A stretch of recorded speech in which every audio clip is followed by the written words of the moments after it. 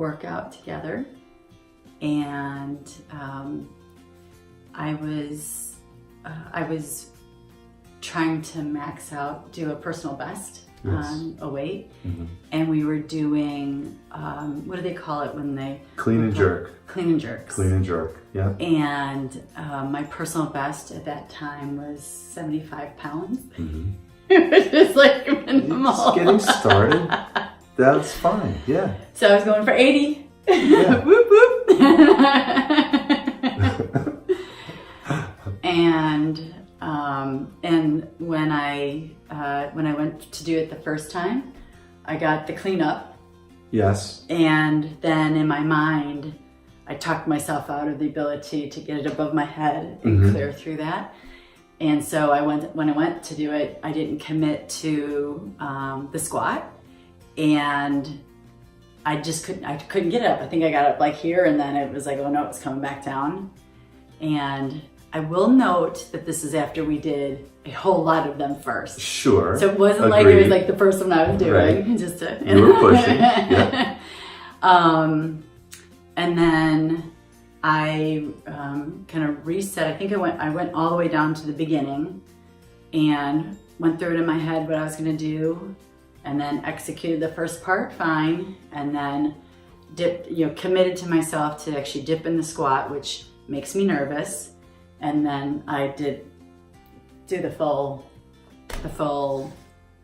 movement. Yes. Yes. That is what happened. That's what happened. And I think you were doing that and you didn't realize I was watching you the whole time.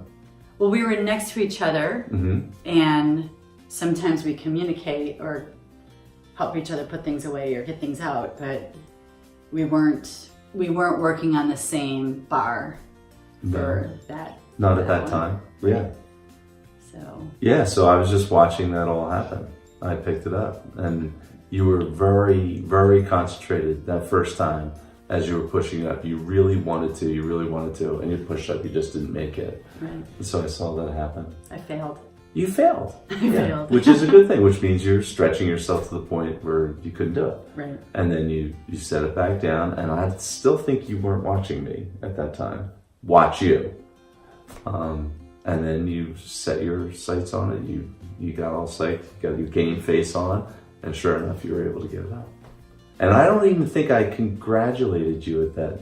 Or maybe I did walk over and say, nice work. I think you did. Maybe I did I'm say nice sure. work, yeah. Yeah, but I knew you acknowledged me in the gym. Yes, but it was kind of... And so did a bunch of other people. Yeah. Later, you know. Oh yeah. That was nice. Yeah. So, but I didn't go overboard in the gym with it. That was kind of it. That was right. the, But later in the day, I sent you a text. We were talking, we were texting back and forth, and I did send you a text. And I forget exactly the words I used, but it was something like, you failed, you reset, and then you succeeded. Yeah.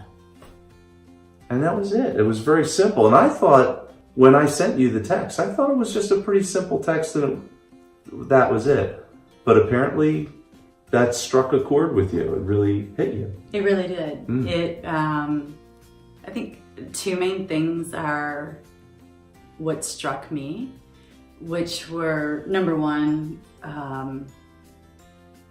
I guess it was to be known. Like the fact that you're doing your own workout, and yet you've got some attention on me. You're sensing that I'm struggling, and that that you're paying attention. And I think, and then to know that you actually went through it with me. You watched me fail, you watched me then reset it, and you watched me then succeed. And then after that, later on, so you immediately acknowledged me, but then later on you brought it back up. And we went out last week and had a fantastic dinner.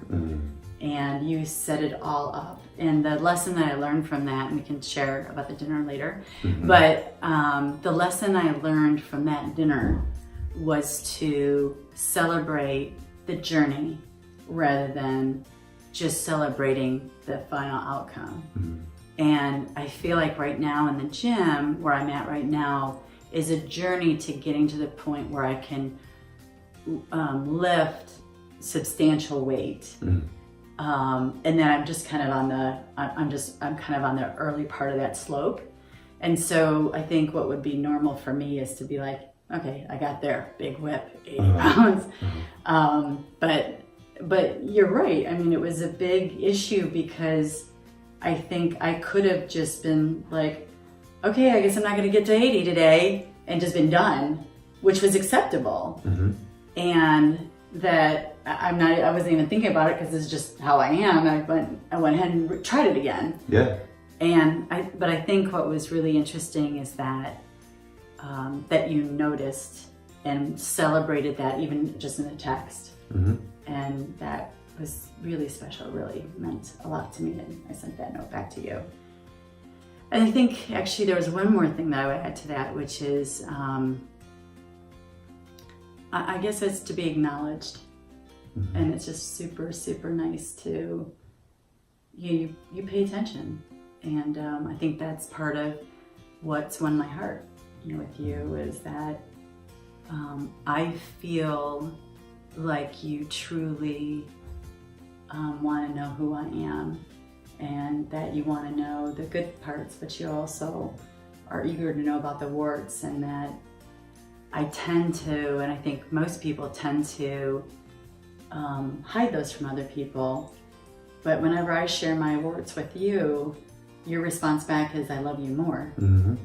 And we've become very transparent, and there are some things I've never shared with anybody that I'm starting to share with you. And but I think part of that is just that interaction yesterday for me is really that you know me, and that you're paying attention, and in such a short amount of time you've gotten to know me pretty in depth, because you ask a lot of questions and I answer them. And I observe. You are very observant. Very observant. It is. I hate for it to feel like a science experiment, but I do. Or an interview. Yeah. But it does feel like that to a certain extent, and there is also like a hypothesis testing going on, because I do have a hypothesis about you, that you're intrepid, and that you just tackle things. I feel like that's my nickname for you. It from is. you. It's in the back of my mind. Is that really what she's all about? And when I see you at the gym, how hard you work, that validates that for me. So I think that's a pretty good hypothesis for you. You're very strong. And intrepid. You're intrepid. You don't let your fear dictate your behavior. So yeah, you're right. Sure. Some athletes might have given up at that point, and you didn't give up. It's like almost a challenge for you.